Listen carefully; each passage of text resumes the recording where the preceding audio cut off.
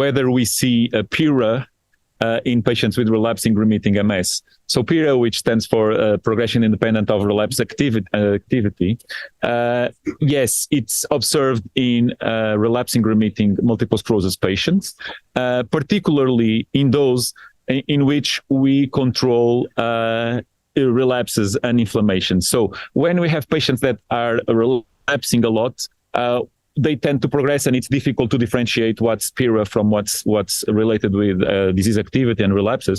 But when we use very strong and high efficacy treatments that stop disease activity, they stop new lesions, enhancing lesions, and relapses, even in these patients, we still see some progression. So there is still a role for improvement in the way we treat our patients, because we are still observing PIRA. Of course, that's not as important as when we have the patients with a high disease activity, but they're still there and you can clearly see it.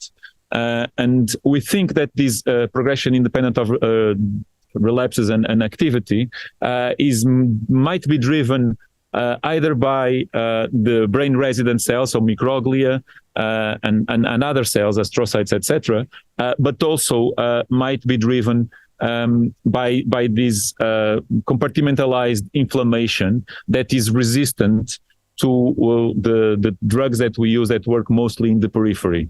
And so it's a mixture of a real progression independent of activity, and also a little bit of activity that's undergoing under the radar in the brain, and it's difficult for the drugs that we currently have, most of them, to stop that.